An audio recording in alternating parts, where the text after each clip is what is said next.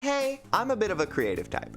And naturally that means I've had, some creative projects that have lasted way longer than they need to. One of those being these YouTube channels. I have been writing this TV show for about 5 years now. I thought, wouldn't it be a fun first video to walk y'all through PT? Think of this as one of those The Lore of My OCs videos. That's how the story starts. Full-blown nuclear warfare taking place in roughly 2045. There's some chaos because nobody's really governable. So shit happens, the world is plunged into darkness essentially, and then in 2050, the world starts to come back together. A good start, a good palate cleanser would be to ban nuclear weapons. So nuclear weapons are full-blown banned, like nobody's allowed to have them. It comes from an actual place of we want the world to be better, initially. Then they start researching radiation. They find some interesting uses for radiation, and it leads to some technological advancements here and there, but there's one technological advancement that goes above all the rest. The creation of a weapon greater than the bombs. 3 countries mainly matter in this story. You got Muz, Oikos, and Sigan. Now Muz and Sigan have been in unending conflict with each other for a long time. Muz was the first country to develop those great weapons I was talking about, because they were kind of getting skull-fucked by Sigan, and they didn't want to literally be wiped out of existence. These weapons are experiments. They are full-blown human weapons. Experiments are kind of similar to mutants from Marvel. If I had to compare PT to anything, it would obviously be X-Men, but also Full Metal Alchemist. Obviously, with experiments being created, Muz started to push back against Sigan. So Sigan made their own experiments, and they quickly made a startling discovery. The younger an experiment is when they are created, so we're talking somebody who's like 4 or 5, they develop stronger powers. They have more time to adjust to their powers. They can be trained better. Essentially, of course, with this information, Sigan does not start en masse abducting orphans. That's obviously what they fucking do. So then Muz has to innovate the weapons further because now they're getting pushed back again. So they create a new type of experiment, new gens, who are fully genetically made people. It's this very painful, very long, very messy process. But if you make a new gen, a fully genetically made person, the process is less messy.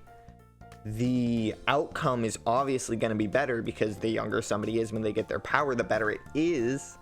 Essentially, new gens are the future of experiments. In 2060, that's when the first big batch of new gens are created. Only 2 of them are ready to defend Muz in 2075 when they are pushed to like the absolute limit. It is like nearly been taken over by Sigan. 2 new gens are used in combat for the first time. And these 2 single-handedly push Sigan out of Muz completely. But interestingly, after this, Muz stops creating new gens. They cancel the program altogether. And of course, Sigan then put their own new gens into production. And Oikos, this whole time, has been funding both sides. Yeah, Oikos is raking in a ton of money. And a lot of the funders for Oikos, who are deemed the suits, they become very, very, very rich. I think you get it.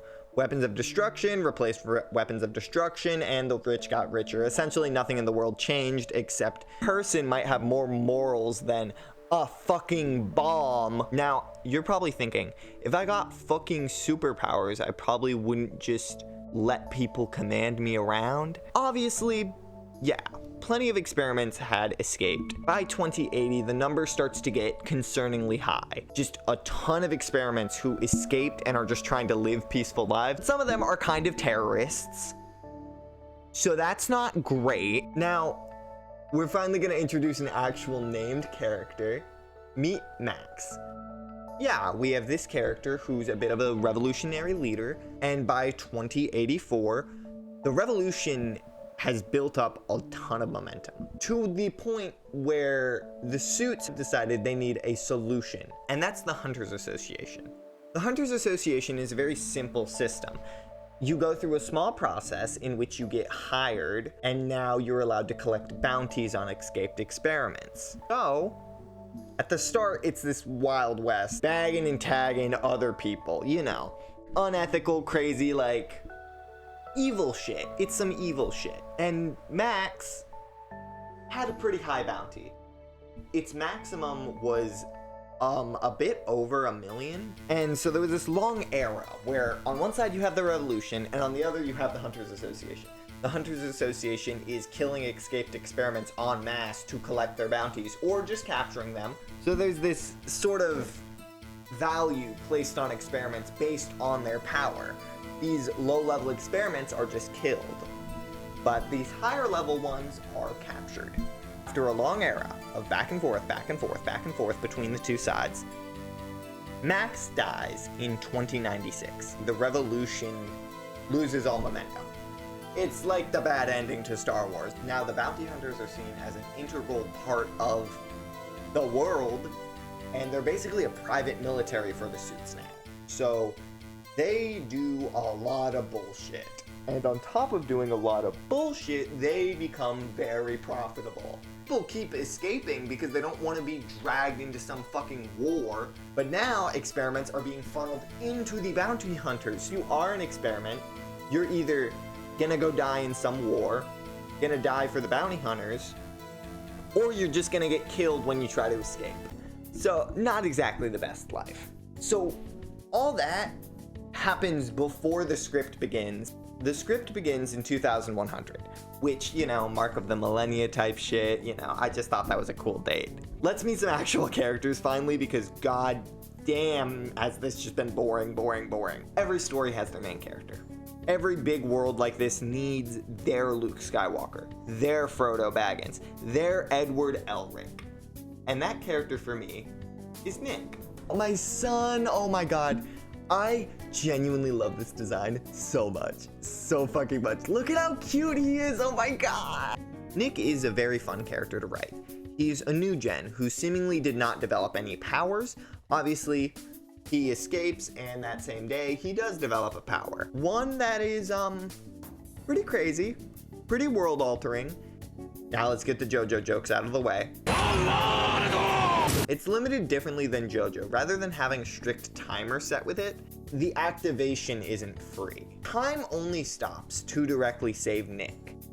Nick is a pacifist. I feel like that's a lot of inspiration coming from, like, Avatar: The Last Airbender, where, like, Aang has this huge responsibility to try and save the world, but while doing that, he wants to be a pacifist. So I guess I copied that homework. What I really love about Nick is how over time, I've written him more awkward than I did initially. Initially, I feel like he was too socially inept. It made him a bit more awkward, a bit more realistic to somebody who spent the first 19 years of his life just trapped in a fucking box. Now, an idea I haven't brought up yet is failures. People who are taken to be turned into an experiment, and then it fails. Because there's not a 100% rate with this thing. Sometimes people just don't develop a power. And a lot of those people are just left to rot. But they're also very integral to the revolution because they're not as heavily guarded. They escape easier and they're not seen as big deals because they're just people. One of those failures is Sarah. Sarah is very mom-coded, and I'm sorry about that. I know my sexist is showing. Nick is around 19 and most of the cast floats around that age range. But Sarah's more seasoned, about 35, and Sarah was a part of the rebellion, and she's lived a pretty full life outside of the facilities. I mean, she has a husband, she's had jobs, she's paid for rent, she's done her taxes. She basically lives as a normal person. Sarah's like a very dependable and loving character, and I really do enjoy her a lot. I just don't think I have a great plan for her, because she kind of just screams, kill me, kill me, kill me. Like, she's a character that it'd be tragic if she died. Now, the next character we have to talk about is the first character I ever came up with for this world. And that's Mike Hale. Hale was a last name I landed on because I used it for a D&D character, and I was like, You know, that's really sick. I'm gonna throw that in there. And it reminds me of Jon Snow. And I fucking love Game of Thrones. So, yeah. Mike has the ability to create portals between locations. He can create a portal between one place he sees and another place he sees, or a place he sees and a location he remembers. So he can travel around and he can use it for combat. Now, obviously, I can get very creative with this. He can chop off limbs with the portals.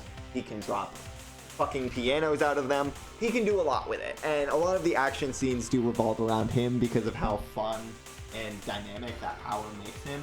But also for the sake of, you know, convenience, I can get the characters from one location to another very easily with that power. I would say he's a mashup of Edward Elric and Wolverine. I know I've mentioned X-Men and Full Metal Alchemist a lot as inspirations, but that's because they're very notable to me. Like, I love Full Metal Alchemist. I love the X-Men conceptually.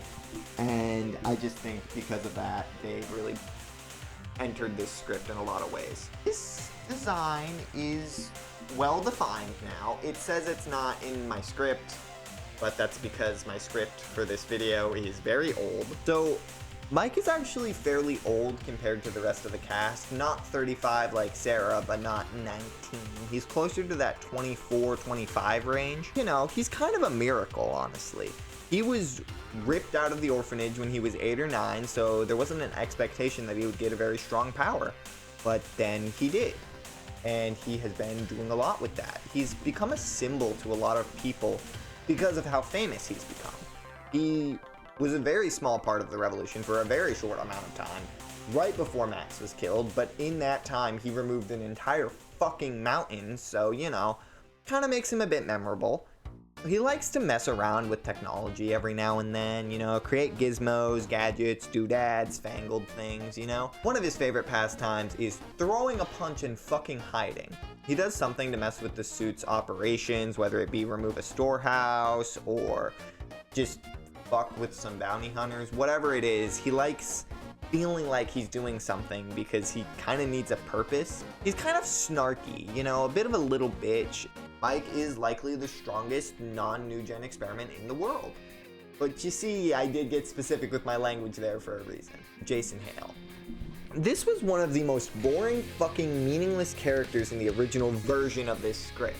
But, since then, he has become one of my favorites. I love his power, but originally his power was just literally gonna be he punches good. I'm not kidding, that was it. I was not very creative as an 8-year-old. He doesn't seem dangerous. Jason doesn't have the confidence that Mike has. But Jason is a lot kinder than Mike. Jason's a lot friendlier. He's just not very socially inept. You know, he's obviously design-wise heavily based on fighting game protagonists. Less so like Ryu and more like Terry, Kyo, Soul, and Ken. Like, he's had his life uprooted twice now, and he's terrified of becoming comfortable, of enjoying life, because he has something to lose. And of course, because of that, Jason has a big fat crush on Nick. When it comes to writing a script, I do care about gay representation and all that, because of course I do. Of course I care about that. You know, this plotline honestly needs some work. I'll admit that, but I do like it, and I do think it helped Jason become more interesting. That is the most I made them when I was in middle school character here. And I'm also now realizing that 2 of the 3 women in the main cast do not have any powers. Think about it. If they created a way to turn people into weapons, do you think they would actually test that properly on women? No, it makes perfect sense that women are less likely to be successful. She shouldn't work. Like, the way that I created her, the personality she has, none of it should work. And yet it does. It really, really does. She's a really interesting, dynamic character. I thought originally I would have to retool her a bunch, like Jason, but I haven't. She's kind of worked from the start, which is super interesting. Now, Kat is a bit, like, rebellious punk as a vibe to her, because I like that.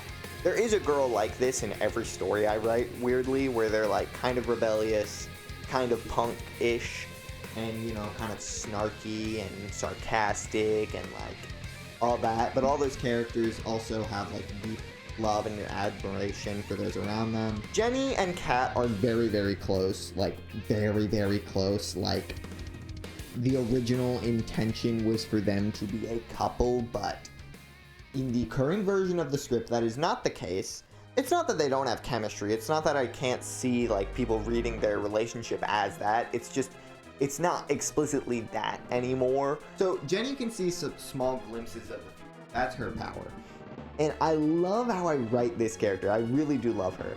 She always knows way more than she lets on, and she tends to favor futures that keep Kat safe compared to futures that keep most people safe. She cares more about Kat than anything else, to a point where it makes how she uses the information she has kind of selfish in a way. Near the end of the character list, we're on to Sarah's husband, Cole. Ultimately, I do like this character because he is a regular fucking guy.